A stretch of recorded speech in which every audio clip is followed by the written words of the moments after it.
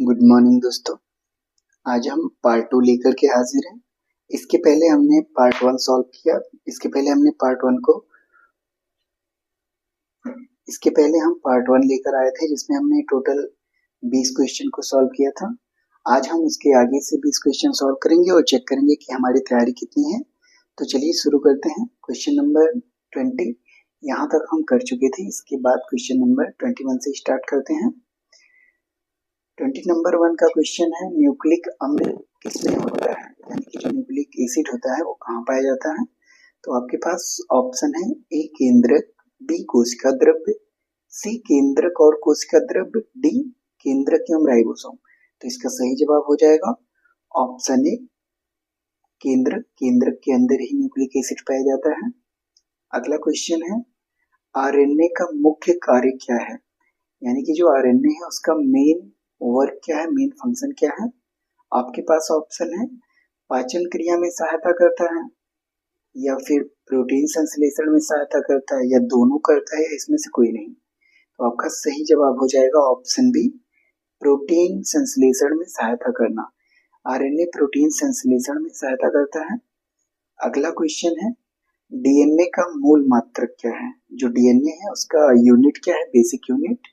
आपके पास ऑप्शन है, विटामिन, न्यूक्लियोसाइड्स, न्यूक्लियोटाइड्स, वसा। इसका सही जवाब हो जाएगा option C, nucleotides. Nucleotides DNA की यूनिट होती है, जबकि न्यूक्लियोसाइड प्लस फॉस्फेट मिलकर के न्यूक्लियोटाइड्स का स्ट्रक्चर बनाते हैं। अगला क्वेश्चन है, निम्नलिखित कौन सी कोशिका सूक्ष्मतम जीवित कोशिका है।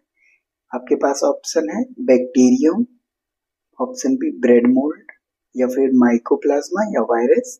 तो सबसे जो स्मॉलेस्ट या सबसे छोटी सेल है वो है माइकोप्लाज्मा की। ऑप्शन सी सही हो जाएगा, माइकोप्लाज्मा।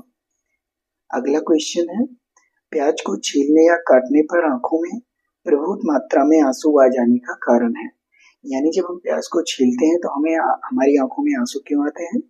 आपके पास ऑप्शन है, प्याज की कोशिकाओं में विद्यमान गंधक, कोशिकाओं में अमीनो एसिड की उपस्थिति, मैग्नीशियम की उपस्थिति, या फिर अमोनियम गैस की उपस्थिति। इसका सही जवाब हो जाएगा ऑप्शन ए, प्याज की कोशिकाओं में विद्यमान गंधक, यानी जो ऑनियन की सेल है उसमें जो सल्फर की मात्रा पाई जाती है उसी की वजह से हमारी आंखों में आंसू आते हैं। अगला क्वेश्चन है, कोशिका में भोजन या ग्लूकोज का ऑक्सीकरण कहाँ होता है।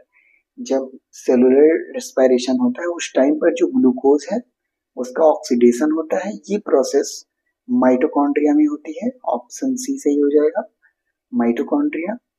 आपका अगला क्वेश्चन है, कोशिका गतिविधियां नियंत्रित की जाती हैं, यानी कि सेल के जो सारे प्रोसेस है वो किसके द्वारा कंट्रोल किए जाते हैं। ऑप्शन है, क्लोरोप्लास्ट द्वारा, या फिर माइटोकॉन्ड्रिया के द्वारा, साइटोप्लाज्म के द्वारा, या फिर न्यूक्लियस के द्वारा।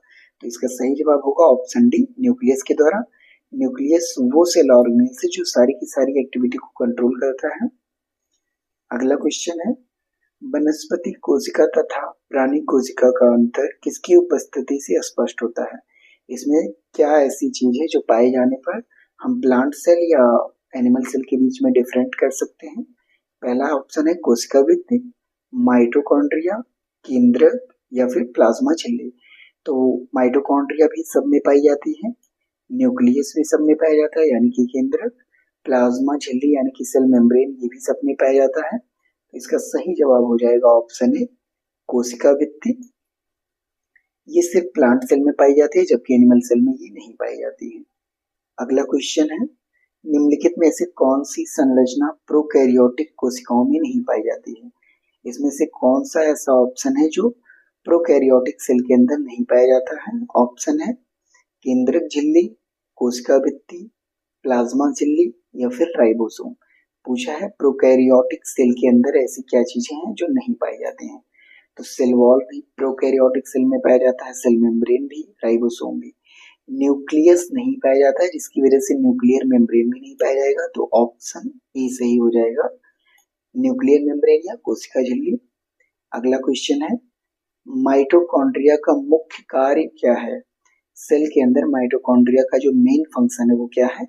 इसका सही जवाब हो जाएगा option D, respiration. Mitochondria respiration में रोल प्ले करता है।